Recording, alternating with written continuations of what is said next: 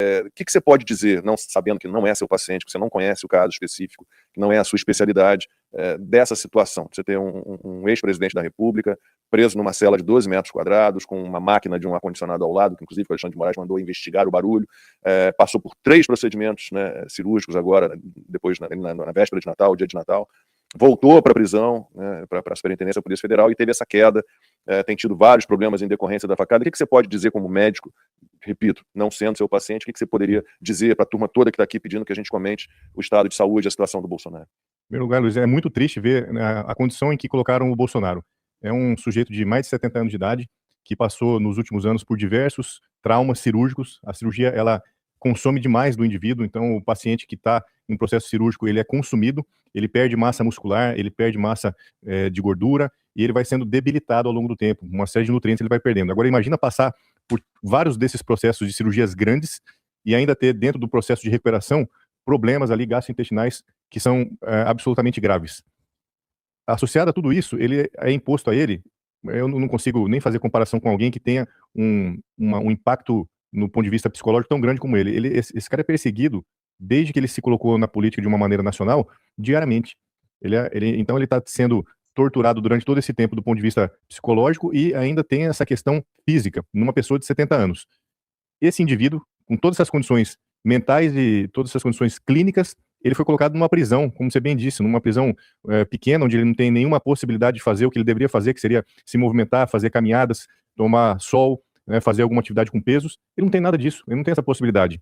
Sabe-se lá em que condições de alimentação ele está sendo colocado, com certeza muito longe da alimentação ideal que um paciente com todos os problemas de saúde gástricos e intestinais provocados pelas múltiplas cirurgias e pela facada que ele tomou, e ainda dentro desse contexto ele tem que ser deslocado para o hospital, fazer procedimentos cirúrgicos. É claro que ele está muito debilitado, então a gente tem que compreender que a situação que o Bolsonaro está hoje é uma situação delicada, uma situação de consumpção, né, que ele está sendo consumido do ponto de vista clínico, do ponto de vista físico e também do ponto de vista mental.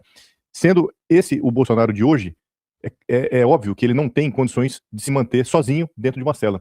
Qualquer indivíduo das nossas famílias que tivesse com 70 anos em condições semelhantes ao que eu estou colocando, ele estaria recebendo cuidados aí 24 horas por qualquer um de nós. Eles só perceberam que ele tinha tido uma queda de manhã. Pois é, isso é um completo absurdo, porque ele está sendo largado numa cela, só que não é um de nós aqui com condições boas de saúde que estamos numa situação como essa. É uma pessoa que muitas vezes ele pode acontecer o que ele teve, eventualmente perder a consciência.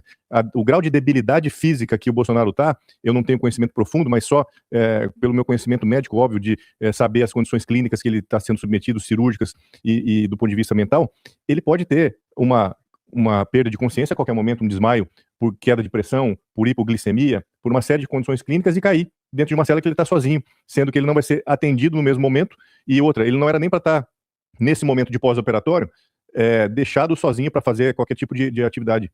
A gente, qualquer um de nós aí que esteja assistindo sabe muito bem, você tem um idoso na família e ele acabou de passar por uma cirurgia, você vai deixar esse idoso se levantar para ir no banheiro sozinho? Claro que não. Você vai orientar ele a te chamar, ou vai colocar alguém para dormir no mesmo cômodo, para que nessa fase inicial pós-cirúrgica, você faça um acompanhamento e não deixe ele sozinho, porque ele está sob risco de queda. E pelo que foi noticiado, né, que a Michelle colocou nas redes sociais dela, ele teve uma queda, sofreu uma queda e teve um trauma de crânio. E aí a gente começa a complicar mais a situação.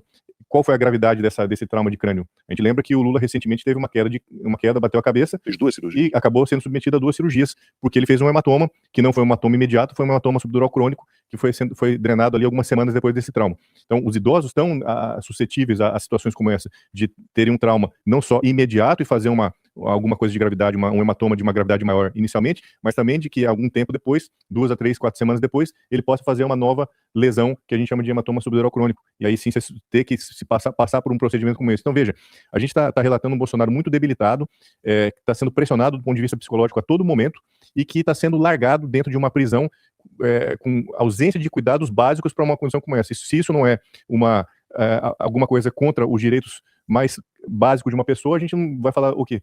Né? Então ele está sendo colocado nessa situação e isso é realmente muito triste.